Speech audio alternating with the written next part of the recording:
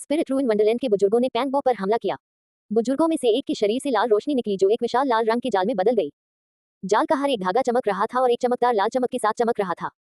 ऐसा लग रहा था जैसे इसे लाल अगेट से परिष्कृत किया गया हो क्योंकि यह पैंगबो की ओर उड़ रहा था।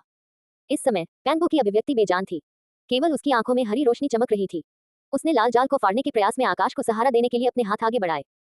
दूसरे बुजुर्ग के शरीर से बैंगनी रोशनी की किरणें निकल रही थी, जबकि उसके हाथ में बैंगनी सुनहरा 8 ग्राम दर्पण दिखाई दे रहा था। उसने अपना हाथ पलटा और पैंगबो की ओर चमकाया। बैंगनी रोशनी चारों तरफ फैल गई और पैंगबो को अपने घेरे में ले लिया और उसे अपनी जगह पर जकड़ लिया। उसके चारों ओर एक धुंधली बैंगनी आभा फैल गई।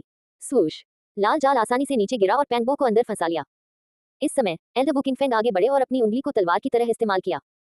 जब उन्होंने पैंगबो को बंद करने के लिए अपनी दिव्य शक्ति का इस्तेमाल किया तो सभी दिशाओं में चमकदार किरणें फूट पड़ी। ये फैन को सबसे ज्यादा चिंता पैंगबो की थी। जब उसने देखा कि बुजुर्गों ने उसे पकड़ लिया है तो उसने राहत की सांस ली। बूढ़ा आदमी बहुत शांत था और अंत में उसने एक मुस्कान भी दिखाई। कोई बड़ी समस्या नहीं होनी चाहिए। बूम! गड्ढे से फिर से एक दबी हुई आवाज आई। इस बार ये फैन पहले से ही तैयार था। उसने दाओ शास्त्र में दर्ज रहस्यमय तकनीक को प्रसारित किया। कड़वाहट के सागर में प्रकाश के सुनहरे धब्बे तुरंत दिव्य वैभव के साथ बह निकले और उसके दिल की ओर बहने लगे। एक पल में उसे बहुत बेहतर महसूस हुआ। ये पिछली बार की तरह दर्दनाक नहीं था। ये फैन ने ध्यान से देखा और पाया कि अति क्रूर पक्षी और जानवर अनजाने में कुछ बार कांपने लगे। स्पिरिट रूइन वंडरलैंड के बुजुर्ग भी अकड़ गए क्योंकि वे सभी प्रभावित थे। इससे उसे बहुत आश्चर्य हुआ। पवित्र फल खाने और दिव्य झरने को पीने के बाद वह वास्तव में पुनर्जन्म ले चुका था। अपनी साधना, जीवन चक्र और कड़वाहट के सागर का उल्लेख नहीं करना, वह शारीरिक रूप से इन बुजुर्गों की तुलना में बहुत कमजोर नहीं लग रहा था। Boom boom boom! थोड़े अंतराल में 3 और दबी हुई आवाजें सुनाई दी। क्रेटर में मैग्मा तेजी से उछला और चमकती हुई रोशनी की किरणें आसमान में उड़ी। ऐसा लग रहा था कि अंधेरी रात अब दिन में बदल गई है। इस समय ज्वालामुखी क्रेटर से मैग्मा बह निकला। शानदार प्राचीन महल सीधे ऊपर तैरने लगा, जिससे जीवन की शक्तिशाली आभा फैल गई। ज्वालामुखी पर संप्रदाय के गुरु और स्पिरिट रूइंस यूटोपिया के 4 सर्वोच्च बुजुर्ग चमक रहे थे जैसे ही वे धीरे धीरे ज्वालामुखी के पास पहुंचे। दूसरी ओर मानव रूप में कई महान राक्षस भी उसी समय आगे बढ़े, निर्भय होकर मैग्मा से बाहर निकल आए। उनकी आंखें प्राचीन मंदिर को तब तक देखती रही जब तक वे ज्वालामुखी के मुहाने तक नहीं पहुंच गए। तभी उनकी नजर मानव साधकों पर पड़ी। उनमें से वह व्यक्ति जिसकी भुजाएं तराजू से ढकी हुई थी, स्पिरिट रूइंस यूटोपिया के संप्रदाय प्रमुख पर चिल्लाया, मानव तुम बहुत आगे निकल गए हो। आदिकालीन खंडहर 2 भागों में विभाजित हो गया है। तुम्हारे पास पहले से ही स्पिरिट रूइंस यूटोपिया है, फिर भी तुम अमर निधि के लिए लड़ने के लिए हमारे क्षेत्र में आए हो। क्या तुम युद्ध शुरू करने की कोशिश कर रहे हो? कुछ ही दूरी पर 3 मीटर लंबा आदमी जिसके सिर पर बैल के सींग थे, उसने भी गहरी आवाज में चिल्लाते हुए कहा, यदि आप युद्ध शुरू करना चाहते हैं तो आगे बढ़ें और इस प्राचीन मंदिर को छूने की कोशिश करें। संप्रदाय के गुरु और स्पिरिट रूइंस यूटोपिया के 4 सर्वोच्च बुजुर्ग डरे नहीं। उनमें से एक ने आगे बढ़कर कहा, यह खंडहर मूल रूप से हमारी मानव जाति द्वारा छोड़ा गया था। अब जब एक महान खजाना सामने आया है तो हमारे लिए अवसरों की तलाश में यहाँ आना उचित है। इसमें क्या गलत है? ये खंडहर हमारा निवास स्थान है, इसलिए स्वाभाविक रूप से हम आपको खजाना छीनने के लिए यहाँ आने की अनुमति नहीं दे सकते। हाथहीन, पंखहीन और गोरी लड़की ठंडे स्वर में चिल्लाई, यदि आप इसे छूने पर जोर देते हैं तो हमें असभ्य होने का दोष न दें। ये हमारी मानव जाति द्वारा छोड़ा गया खंडहर है। आप बस इस जगह को उधार ले रहे हैं, तो आप इस पर कैसे कब्जा कर सकते हैं? स्पिरिट रूइंस यूटोपिया के संप्रदाय गुरु को डर नहीं था। हालांकि उनका स्वर शांत था, लेकिन उसे एक डराने वाली आभा निकल रही थी। मेरे वम पूर्वज ने एक संदेश छोड़ा है।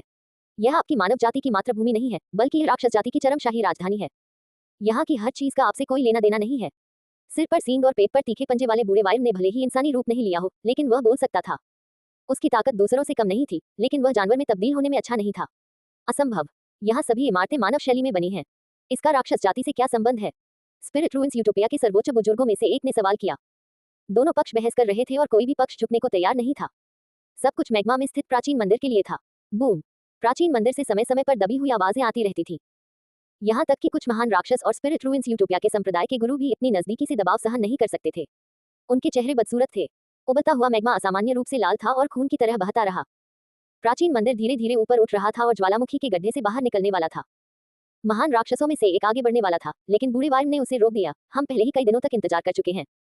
क्या तुम अभी भी इस थोड़े समय की परवाह करते हो? इसे अपने आप ही आदिम प्रतिबंध तोड़ने दो। कुछ अप्रत्याशित होने की स्थिति में हस्तक्षेप मत करो। दानव स्क्रिप्ट, ये हमारी राक्षस जाति की स्क्रिप्ट है। इस समय 2 सींगों वाला 3 मीटर लंबा विशालकाय व्यक्ति अचानक चिल्लाया, देखो, ये दानव जाति की शाही लिपि है। इसे किसी दानव सम्राट ने पीछे छोड़ दिया होगा। पूरा प्राचीन मंदिर 5 रंगों वाले दिव्य जैद से परिष्कृत किया गया था। ये चमकीला और जगमगाता हुआ था। आधार पर कई प्राचीन अक्षर उकेरे गए थे। कुछ ड्रैगन और फीनिक्स के आकार के थे, जबकि अन्य काले कछुए और किलिन के आकार के थे। ये आदिम युग से दानव जाति की शाही लिपियां थीं। मनुष्यों, तुम्हें और क्या कहना है? अब यहाँ से चले जाओ। यह आदिकाल के एक राक्षस सम्राट द्वारा छोड़ा गया था। इसका तुमसे कोई लेना देना नहीं है। इस समय प्राचीन मंदिर दिव्य प्रकाश से जगमगा उठा और एक राजसी आभा बिखेरने लगा। इसके चारों ओर 5 रंगों वाली दिव्य चमक छा गई। ये वास्तव में असाधारण था। ये सुनकर स्पिरिट रूइन वंडरलैंड के संप्रदाय के गुरु के चेहरे के भाव बदल गए। फिर उसने प्राचीन मंदिर को ध्यान से देखा।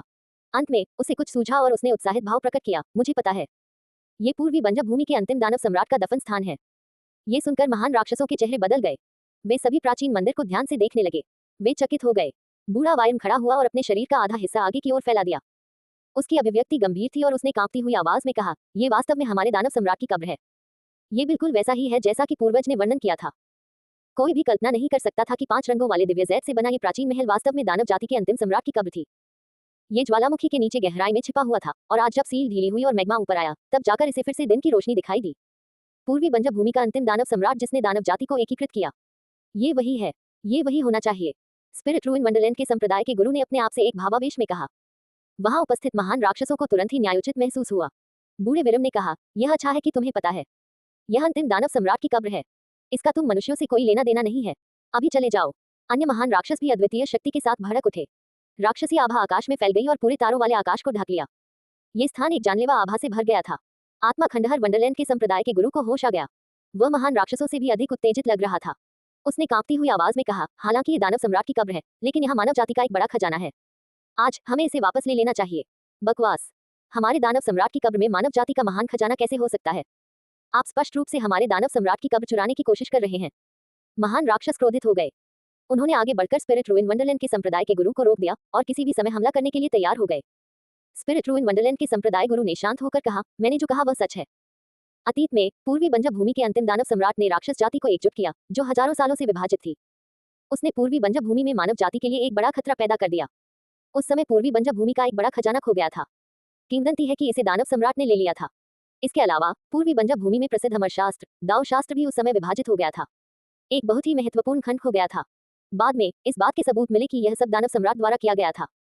इस बारे में सोचो तो पूर्वी बंजर भूमि का महान खजाना और दाव शास्त्र का सबसे महत्वपूर्ण खंड दोनों यहाँ हैं। उन्हें आज फिर से दिन का प्रकाश देखना चाहिए। जैसे ही उसने ये कहा, सभी राक्षस अवाक रह गए। फिर उनकी आंखों में एक तीखी रोशनी चमक उठी। भले ही राक्षस जाति मानव जाति के सबसे गहन ताओवादी शास्त्र, दाव शास्त्र का अभ्यास न कर सके, फिर भी उन्होंने वहीं रहने का मन बना लिया था। जहां तक मानव जाति के महान खजाने की बात है, यदि वह वास्तव में अस्तित्व में होता, तो वे स्वाभाविक रूप से उसे जाने नहीं देते। स्पिरिट रूइन वंडरलैंड के संप्रदाय के गुरु ने जरा सा भी डर नहीं दिखाया। वास्तव में उन्होंने महान राक्षसों का सामना करते हुए एक बड़ा कदम आगे बढ़ाया। बूम! पंच रंगीन दिव्य जैत से बने प्राचीन महल ने एक और नीरस ध्वनि निकाली। सील की शक्ति तेजी से खत्म हो रही थी। ये लगभग पूरी तरह से ज्वालामुखी के मुहाने तक पहुंच गई थी। बहुरंगी रोशनी टिमटिमा रही थी। पूर्वी बंजर भूमि के अंतिम दानव सम्राट की कब्र दुनिया में पूरी तरह से फिर से प्रकट होने वाली थी। ज्वालामुखी के नीचे स्थित महल में बिजली पक्षी और अन्य सुपर जानवर, साथ ही साथ आत्मा खंडहर वंडरलैंड के बुजुर्ग मदद नहीं कर सके, लेकिन धीरे धीरे पहाड़ की ओर बढ़ गए। दूर से ये फैन ने ये सब देखा। उसे बहुत बेचैनी महसूस हुई, लेकिन उसके पास इसके लिए लड़ने की ताकत नहीं थी। वह केवल चुपचाप देख सकता था।